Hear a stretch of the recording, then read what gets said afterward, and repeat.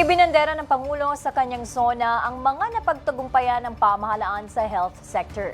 Kabilang na dyan ang pagdaragdag ng mga doktor sa malalayo at liblib na lugar sa pamamagitan ng Doctors to the Barrios program. Si Bian Manalo sa report.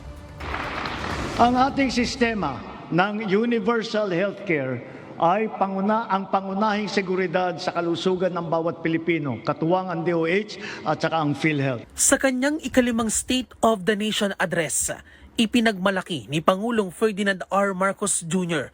ang accomplishments ng kanyang administrasyon sa sektor ng kalusugan.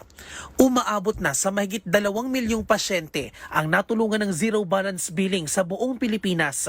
Layo nitong tuluyan ng alisin ang out-of-pocket na gastusin ng mga pasyente. Halos 4 na milyong pasyente na ang nabenepisyuhan ng Medical Assistance to Indigent and Financially Incapacitated Patients Program na nasa e-GovUp na rin. At mula nung inilunsad matapos ng huling SONA, halos 3 milyon ng kapwa natin ang walang binayaran, kahit 5 sa kanilang pagpapagamot, gawa ng ating zero balance billing sa mga ward ng ospital ng DOH. Ipinagmalaki rin ng Pangulo ang pagdaragdag ng mga doktor sa mga malalayo at liblib na lugar sa pamamagitan ng Doctors to the Barrios program. Paiigtingin pa ang bakunahan sa mga bata kontra sa iba't ibang sakit. Tututukan din nila ang pagpapalakas ng HIV testing at enhanced treatment protocols laban sa naturang sakit. At dahil sa pagtaas ng bilang ng mga kabataang may anxiety at depresyon, dadagdagan nila ang mental health counselors sa mga eskwelahan. Ang hanay ng mga dalubhasa sa larangan ng medisina at kalusugan ay dumadami na rin.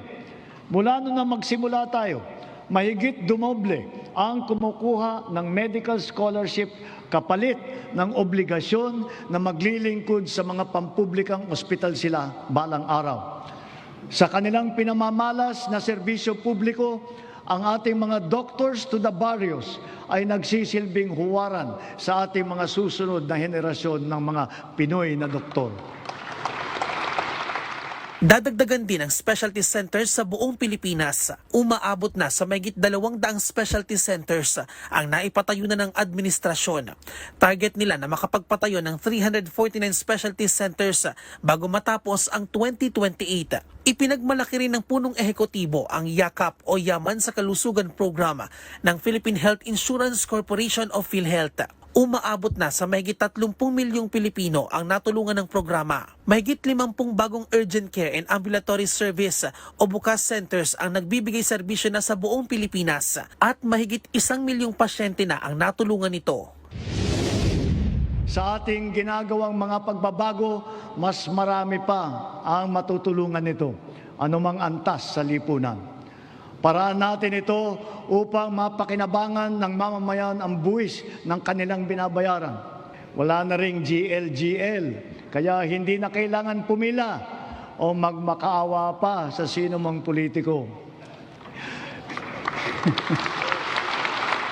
Pangatlo, sa may pinakamalaking alokasyon ng pondo ngayong taon, ang Department of Health na may mahigit 400 bilyong piso. Mas mataas yan ng halos 200 bilyong piso sa budget nito noong nakaraang taon. At halos 130 billion pesos dito ay mapupunta sa PhilHealth. Para sa totoong balita sa Bagong Pilipinas, Bian Manalo para sa 13 sa tanghali ng Congress TV.